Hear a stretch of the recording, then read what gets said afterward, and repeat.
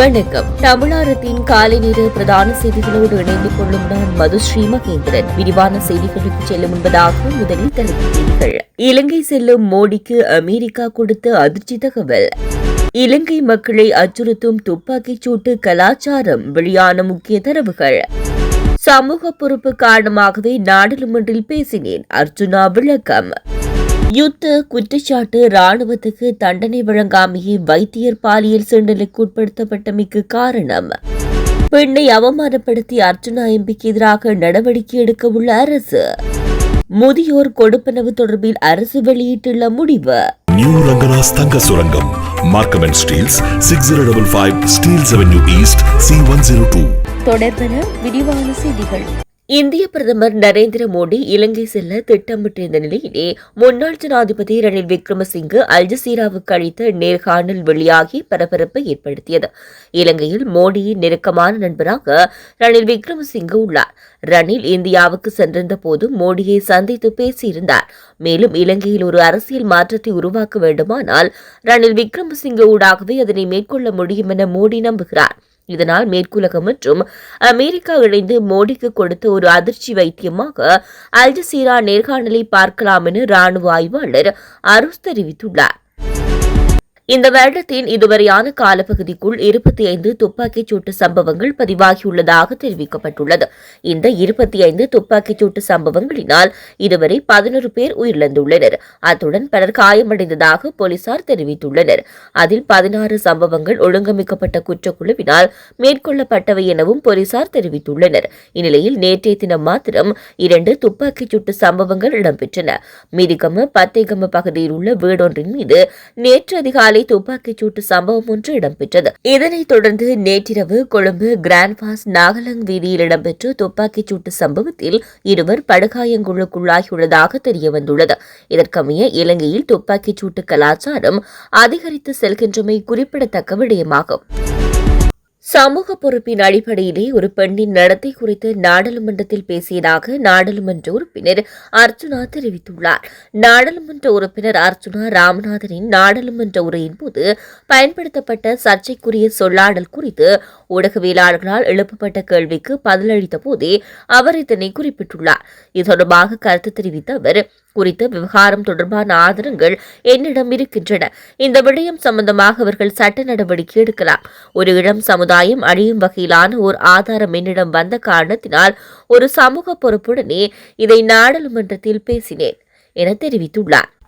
மேலும் சட்டத்தரணி ஸ்வஸ்திகாவை விமர்சித்தமை தொடர்பாக கருத்து தெரிவித்த நாடாளுமன்ற உறுப்பினர் ராமநாதன் அர்ஜுனா, நான் ஸ்வஸ்திகா குறித்து இதுவரை எந்த கருத்தும் நாடாளுமன்றில் தெரிவிக்கவில்லை.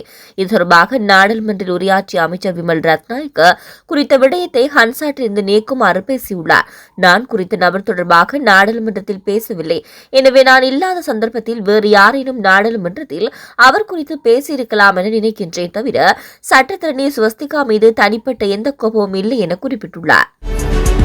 நாடாளுமன்ற உறுப்பினர் ராமநாதன் அர்ஜுனா மீது நடவடிக்கை எடுக்குமாறு சபாநாயகரிடம் சபைத் தலைவர் மிவல் ரத்நாயக்க நேற்று கோரிக்கை விடுத்துள்ளார். சமீபத்திய நாடாளுமன்ற கூட்டத்தொடரின் போது மனித உரிமைகள் வழக்கறிஞர் ஸ்வஸ்திகா அருள்லிங்கத்துக்கு எதிராக பாலியல் ரீதியான இழிவான கருத்தை வெளியிட்டதற்காக நடவடிக்கை எடுக்குமாறு இந்த கோரிக்கையை விடுத்துள்ளார்.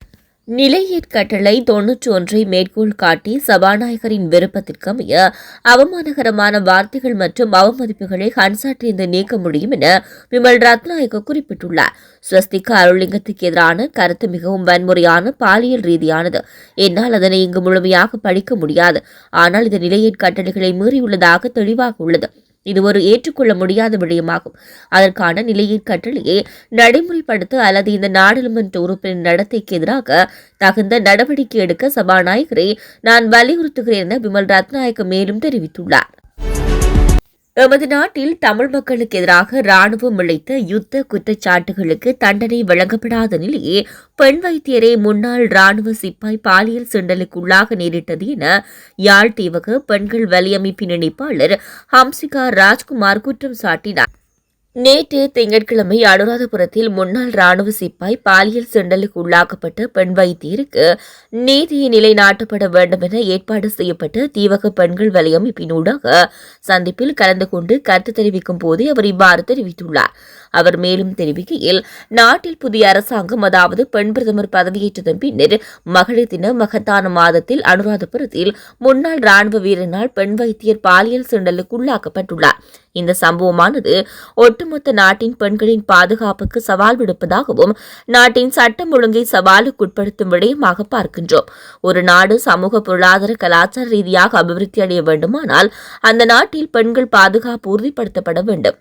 இறுதி யுத்தத்தின் போது தமிழ் பெண்கள் பாலியல் சீண்டலுக்கு உள்ளாக்கப்பட்டமை தொடர்பில் சர்வதேச நீதியை தமிழ் மக்கள் கேட்டிருக்கின்ற நிலையில் குறித்த சம்பவத்தை சர்வதேசம் உற்றுநோக்க வேண்டும் என குறிப்பிட்டுள்ளார்.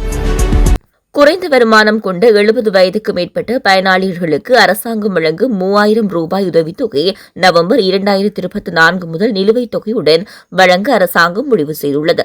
மார்ச் 20 முதல் தொடர்புடைய கொடுப்பனவுகள் வழங்கப்படும் என்று முதியோர் செயலகத்தின் இயக்குநர் சத்துரா மிகிடும் அறிக்கை வெளியிட்டுள்ளார்.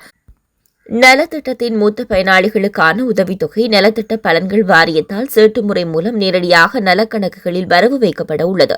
அதன்படி இதுவரை உதவித்தொகை பெறாத குடும்பங்களில் உள்ள முதியவர்களுக்கு மட்டும் மார்ச் 20 முதல் தபால் மற்றும் துணை தபால் நிலையங்கள் மூலம் நிலுவையில் உள்ள கொடுப்பனவுகள் உள்ளிட்ட பணம் செலுத்த தேவையான ஏற்பாடுகள் செய்யப்பட்டுள்ளன. இதன் மூலம் தொலைதூர பகுதிகளில் உள்ள பயனாளிகள் எந்த சிரமமும் இல்லாமல் பணத்தை பெற முடியும் என்றும் அவர் கூறியுள்ளார். இத்துடன் தமிழாரத்தின் காலை நேர பிரதான செய்திகள் நிறைவடைகின்றன. தமிழாரம் செய்திகளை யூடியூப் சேனல் வழியாக பார்வையிட முடிவதுடன் www.tamilaram.news என்ற இணையதளம் மூலமாகவும் பார்வையிட முடியும். தொடர்ந்தும் தமிழாரம் செய்திகளோடு இணைந்திருங்கள். வணக்கம். SS Brothers Trends Grand Opening and Mega Sale. Canada மண்ணில் தமிழர்களின் மத்தியில் ஆண்களின் நவநாகரிக ஆடைகளின் தெரிவாக 8/2/2025 அன்று இம்மாதம் சனிக்கிழமை மார்னிங் சைட் அவென்யூ யூனிட் 9 கோலாகலமாக திறந்து வைக்கப்பட இருக்கின்றது SS Brothers Trends.